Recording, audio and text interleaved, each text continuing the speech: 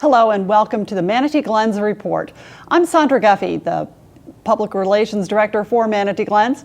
We're glad to have you here today. We're especially glad to have Mary Ruiz, President and CEO of Manatee Glens, and David Guth, who is the CEO of Centerstone.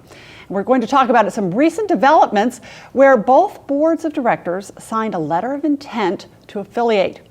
What does that mean, David? What does a letter of intent, what does it mean that they're going to affiliate? Well, it really is the engagement, Sandra. What it means is that both boards have reached agreement on what the plan for bringing the two organizations together would mean. And we're ready to go public to talk about it, to share this with the staff and with our communities.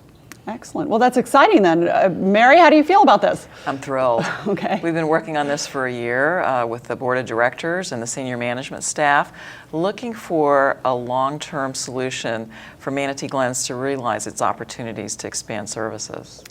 Centerstone is a national organization. So explain a little bit about who you are, because I don't think many of the people in our community really understand. It's a great name. It sounds terrific, but who are you? Okay. Well, actually, Sandra, we're the marriage of 15 organizations. We're thinking of Manatee Glens as Suite 16. 15 organizations that have come together, nonprofit, community behavioral health organizations in Tennessee, Indiana, Illinois, and Kentucky. We also have some national services that we can talk about. So this is big time. People know Manatee Glens as a major employer in Manatee County, 450 employees. One of the top 10 employers. Yes, serving 1 out of 30 of the families in Manatee. So you have really greatly expanded then.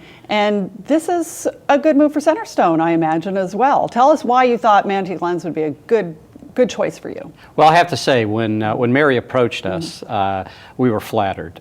You all, I think, realize just what a wonderful organization Manatee Glens is. I think this community realizes what a very special resource that is. What they may not know is that it is seen nationally as the premier behavioral health organization in the state of Florida and one of the leaders nationally. So I was just thrilled, as was the rest of the Centerstone team, when Mary first approached us about a year ago. So it's taken us, we've been very deliberate about the plan, making sure that we could come up with a plan that met both organizations' mission and interest, but just thrilled that we were able to do this. And now you said it was about a year ago. So this is a process. And knowing Mary, she would not just go willy-nilly and decide let's affiliate. Tell us a little bit about what goes into this. Well, I think the credit for this whole process goes to the Manatee Glens Board of Directors. They realized summer a year ago that some of the challenges that we were facing as an individual nonprofit couldn't be overcome without a partnership. And so the question was who and how and when. We looked at potential partnerships within the state of Florida and decided that we would live up to our national reputation and reach for a national partner. So Centerstone brings a capability of almost a $200 million organization once our organizations are fully affiliated. And the capacity for expertise, technology, grant writing, foundations, political advocacy is magnified so almost tenfold compared to what Manatee Glens could do by itself. And you hit on a critical point. You mentioned in this climate, we have a changing healthcare environment, and it's not just that we needed to be bigger. There were other resources that needed to be involved, and maybe you could I'll ask you both that. We'll start with you, Mary. What what is about what's going on in the healthcare environment, the healthcare climate now, that makes an affiliation smart? Well, here in America, we're raising the bar on healthcare. We're expecting more integration. We're expecting electronic health record. We're expecting better outcomes. And we're expecting to pay providers less if they can't meet those standards. Manatee Glens, even though it's a community nonprofit, has to meet those national standards. And to really do that and excel, we felt we needed a national partner. And you, David, some comments on this national healthcare environment and what that means, why affiliation is a smart move? Well, for one thing, I think we are at a very exciting time in the transformation of our healthcare system. And the opportunity is to structure ourselves in a way to really create better engagement opportunities, better outcomes for the people that we serve. But in order to do that, you have to have the resources and the infrastructure. One of the things I admire so much about the Manatee Glens leadership, both the board and the staff leadership, is that they're forward thinking. A lot of organizations, a lot of healthcare organizations, certainly a lot of organizations in community mental health are kind of hunkered down, worrying about surviving the next few years. Well, neither Centerstone nor Manatee Glens are approaching it that way. We're not hunkered down. We're embracing the change. We are working very diligently to build the infrastructure, build the partnerships that are going to be necessary to serve more people, to serve them ever more effectively. So we're very pleased. One thing I keep hearing over and over is serving more people and the idea of the client services. And that comes through with every person I've ever met at Manatee Glens. It's always about what you do to help our clients and patients. And it sounds, Mary, like that's not going away. That's not going to change. No. In fact, the Centerstone affiliation model calls for all those local service decisions to stay with our local board. Centerstone knows every community is different, the needs are different, the challenges are different, and so the local decisions for services will stay local. But I'd like to brag up Centerstone a little bit, because the reason we were interested in them is they already have a national capability for information technology, for research, for grant writing. Their grant writing shop pulled down $26 million in 1 year that were applied to services or the enhancement of services. So we're really looking forward to sharing our expertise with Centerstone and inpatient and some of the specialty services we've developed, and we're really welcoming their expertise to our local services here.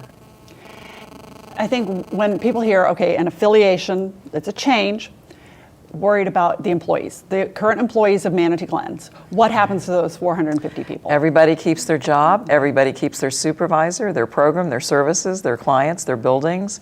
Those things are what we call the keepers. And the finders are all the enhancements that Centerstone brings to the table. So I imagine, unless the clients are really paying attention, they may not notice that there is a new name on the door, Centerstone of Florida. And that's really the most visible change that we'll see? Yes. You've done this before, David? Yeah, and yes, we have. You know, we can only take this marriage analogy so far because you've done it 15 times now. So yeah, that would be be careful with true. what we say about this. But you have done this in the past, and how's it been?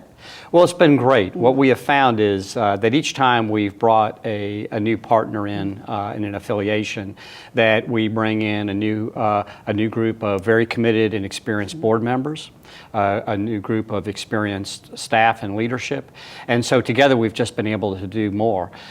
With the Manatee Glens board, they're not going away. They're going to be the Centerstone of Florida Board of Directors. But they join a family of like-minded boards now in multiple states. Some of them focused on regional services, just as Manatee Glens board will be, but others involved in more national projects. So our research board, our military services board, our foundation board. So they're joining a family, a sisterhood of boards. And I know that when Manatee Glens board was doing their due diligence, they came and they visited with board members from across the Centerstone system and found that they are like-minded individuals, people with the same passion, the same heart, the same values that we see with the Manatee Glens Board of Directors. There are other similarities. Both our organizations are 60 years old. That's impressive. We were both launched in the community mental health system years ago when President Kennedy signed that law into being, creating nonprofits all over the country. So we do have the same family roots in nonprofit community mental health and So it addiction. won't be a big adjustment, and it sounds like the culture is going to. That's always It feels like home to me. I think Okay. our board members and our staff that did exchange visits, both sides, said it feels like home. This feels like people I already know. The key, Sandra, is that both organizations are committed to embracing the change. Excuse me.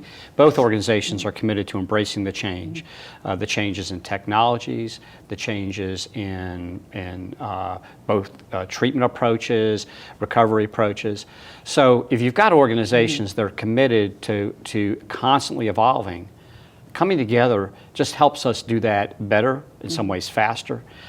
So that's the big change, if you will. So we've announced an engagement, so to speak. That's the letter of intent to affiliate for Right. Manatee Glens to join the Centerstone family. So David, what will you be saying to Mary come January 1-ish of 2015? Get to work. Yeah. Okay, besides that.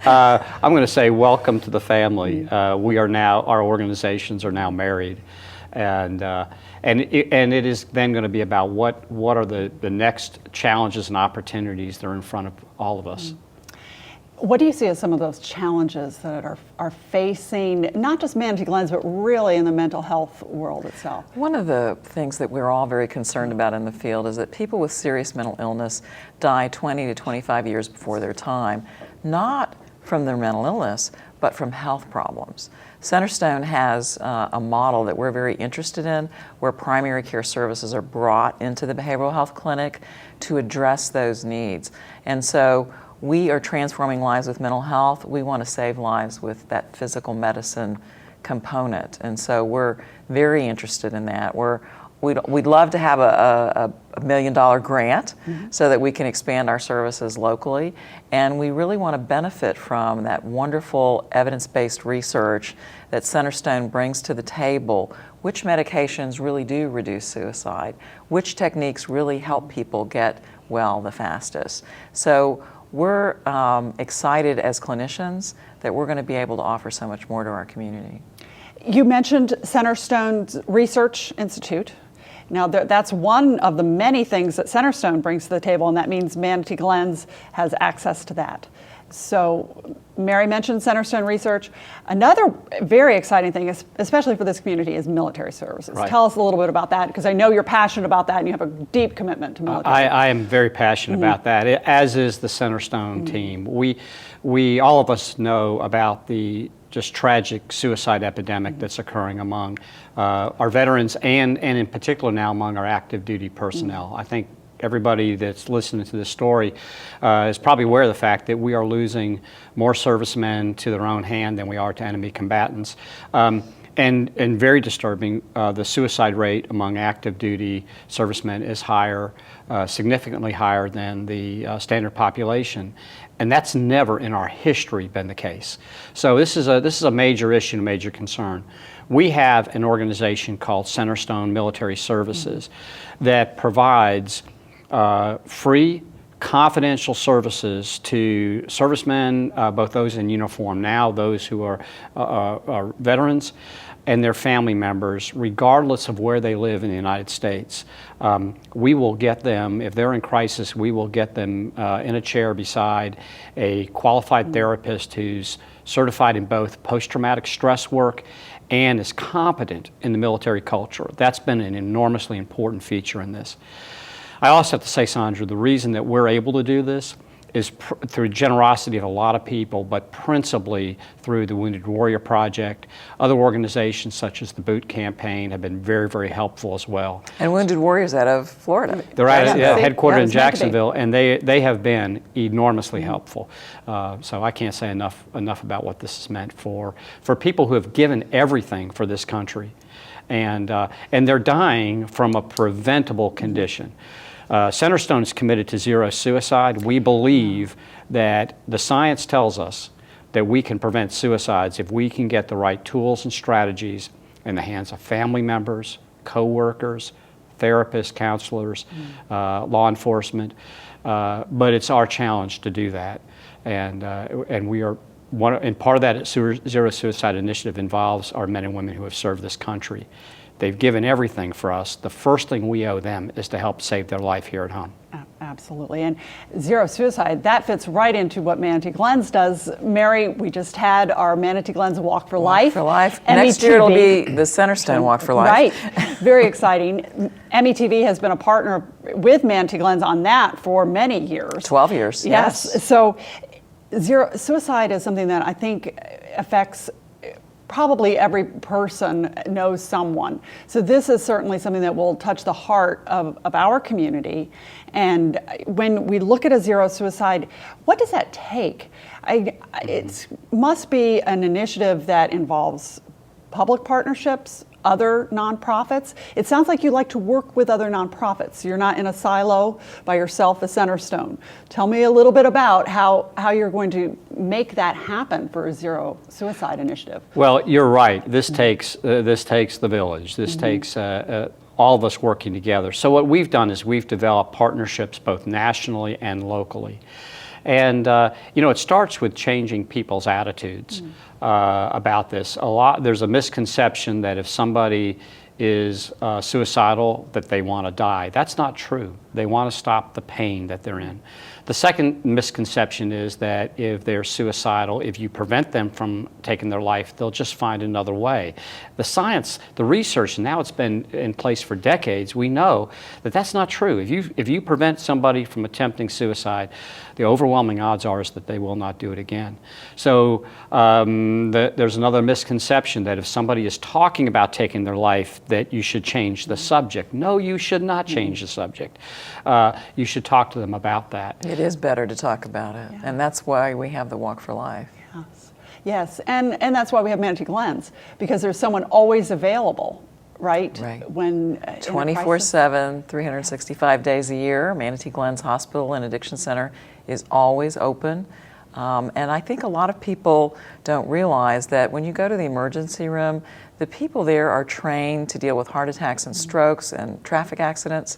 When you come to Manatee Glens, the people there are trained to deal with mental health and addictions issues. And we don't charge for that emergency visit. So the community really needs to know we are here and we are welcome you at any hour of the day or night. And that's not going to change. That is not going to change. That's important, because this is such a vital resource for the community. And I can tell you, there's so much, and it's interesting to hear how, Centerstone research goes along with the Zero Suicide Initiative, and it goes along with the military. So all of your forces join together, and you really congeal nicely in how you work. How does Centerstone's NFL relationship fit in? Okay, sports fans, listen up. I never get to talk sports, so this is exciting for me. This is great, yeah. Well, as you might imagine, and folks that have been following the news know that because you're an NFL player or a member of the NFL team doesn't mean that you're immune to the same challenges and issues that everybody else in society is experiencing. So, one misconception in the public is that if you have money and fame, life is great. Well, that is just that's not true. They suffer from the same challenges the rest of us do. We have partnered with a terrific organization out of New York, the Mental Health Association of New York City, for a crisis line. We staff a 24/7 crisis line together so that any NFL player, family member, former player can call that line if they're in trouble or they're going through any kind of a crisis. If there's a tragedy, if a player has lost his life, or a family member, or there's been an attempted suicide or something like that, it will be a Centerstone therapist on the ground regardless of which NFL team. It's one area where the NFL, all the teams are together on that. So we're proud of that service and proud of the fact that they've chosen us to be their go-to organization. Will Mary get free tickets? No. I've asked. Okay, well, something to negotiate later. Yeah, something we can negotiate later on, yeah. services that Centerstone will bring to the community now that we're anticipating that this will go through. I imagine that you've made the announcement of the letter of intent. Pretty much we think this will happen. So if we look forward, what will be new in the community, Mary? Well, I think that it will take a little bit of a while for those services to come about. You know, the grants that we write today won't be funded for another year and a half. But I think what the community will benefit from immediately is a deeper bench. We'll have expertise in specialty areas that Manatee Glens, we serve veterans, we train our staff in veteran services, but we're not the experts. So we're looking forward to bringing that expertise down to our community and offering that in our services. The same thing with primary care, embedded in behavioral health. And also, this is kind of a wonky topic, but Centerstone has the largest database of any nonprofit behavioral health entity in our country. And what that data brings to you is information about the best way to help people to recovery. And so I think those changes will be perhaps subtle to the community, but they'll be very powerful for the clinicians and physicians who work here at Manatee Glens. That's exciting. Now, I think people like to know, okay, we see you CEOs, distinguished, and I'm very... Well, thank you. Both of you, many years in the industry. How do you keep doing it? What drives you, David? Every day say, I'm excited to go to work, because I can tell you're excited to go to work. You like what you do. What is well, it is a privilege. It has been a privilege all these years to work side by side with staff members, board volunteers, and by the way, all of our boards are volunteer boards that do this because they are absolutely committed to this mission and to their communities. So that is a privilege, and it's been a blessing in my life to do that. And like so many others, like virtually everybody else, the challenges that the folks coming to us face are challenges that I've seen in my own family. As we talked about the zero suicide, I lost my brother to suicide a couple decades ago, and so it brings home for me. I know firsthand what it's like to suffer a loss like that, to question what could have been done differently. And so I'm very passionate about making sure that our communities have the tools to do something that's going to prevent that for other people's loved ones. Absolutely. And Mary? You know, Sandra, this is the best work on the planet because you see people who are suffering who, with the right treatment, can reclaim their lives and improve their lives. And David and I both believe very passionately that treatment works, that what we have to do is make sure that people have access to treatment. And that's what keeps us going day by day. We want to make sure that everyone who needs this care can receive it and benefit from it because treatment works. You know, there's a lot of stigma out there. Yes. With anything to do with mental health or addictions. It's just not fair. It it's isn't. just not fair. So what are we going to do to break that down? I'm going to ask you both. Mary, what can we do? Because this is a very important topic. We can't get people into to help if they don't even want to talk about the fact that they have a problem. Yeah, and I think that things are changing. I think the dialogue in our country, concern for our warriors, these are not men and women without courage. These are men and women with courage who need support because all of us need help from each other. And the military is based around teams that help each other, combat teams that help each other. So I think that talking about it, as David said, is the first thing that we do. Those who are in recovery, finding the courage to say, this is what recovery looks like. It looks like me, it looks like you. And making sure that people have access to treatment, that it's funded nationwide, that insurance treats it with equal standing with physical health, and that we all believe that if you happen to have a disease from the neck up, that is not a source of shame any more than a disease from the neck down. We just have to keep talking about it. Well, and I think I agree with what Mary has said, and I think that when I think of the stigma associated with mental health, mental illness, substance abuse, I think about where cancer was when I was a child. Right, right. And Yeah, people used to spell it C-A-N-C-E-R like. That's right. Yeah, if you say the word, it's something bad will happen. Yeah, you couldn't say that Yes. word in my grandmother's presence. And the reason was it wasn't understood. Back 40, 50 years ago, it was a death sentence. And up until recently, when I began my career, there was very little actually known about the cause of these illnesses. For many folks, we could get them to a plateau, but it's only been in the recent decades that we've been able to get people to where they can fully reclaim their lives. And I think that what Mary talked about in terms of getting folks who are now have reclaimed their lives, stepping forward. And that's a difficult thing to do because it's kind of a catch-22. The stigma makes it very difficult for people who are in full recovery to step forward and go, I have schizophrenia, or I have some other form of major psychosis or depression or panic disorder or substance abuse, and I am fully recovered and my life is back on track. It's still very threatening for many people to do that, but more and more are. And I'll tell you that it's broadcasts like this. A lot of the changes are occurring because the media, the print and television media, are doing more coverage on the stories. If the only time the public hears about mental illness is when something terrible goes wrong, it further stigmatizes that issue. The fact is that we need to be getting the stories out of recovery. The illnesses and traumas that we treat are more treatable, not only than they ever been before, than most other conditions that the healthcare system treats. That is the fact. That's true. And that's the inspiration.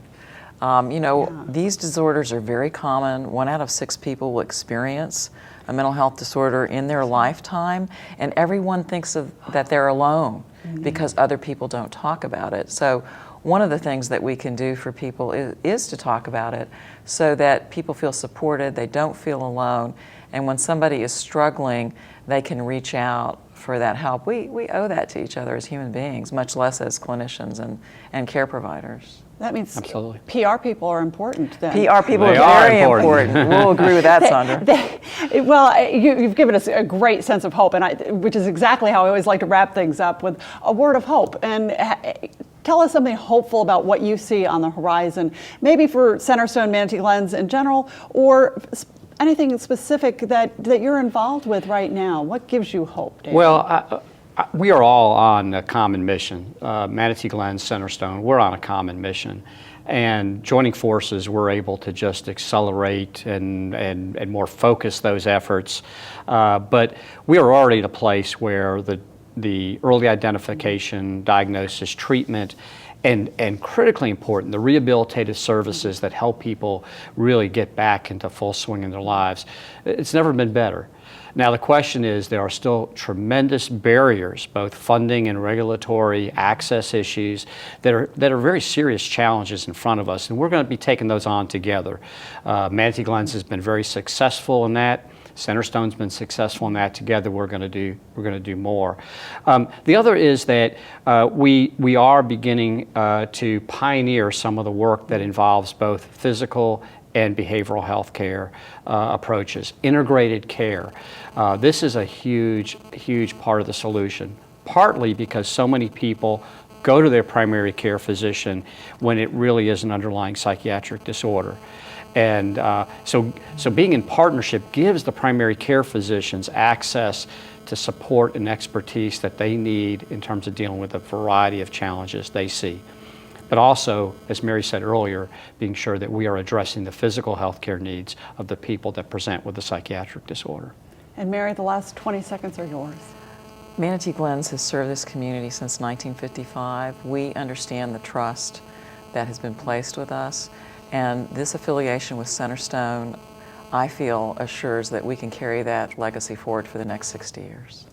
Absolutely. Thank you so much. Mary Ruiz, President, CEO of Manatee Glens, David Guth, who is CEO of Centerstone, and we appreciate both of you for being with us. I thank you, the audience, for joining us here on METV, where you can learn something new every day.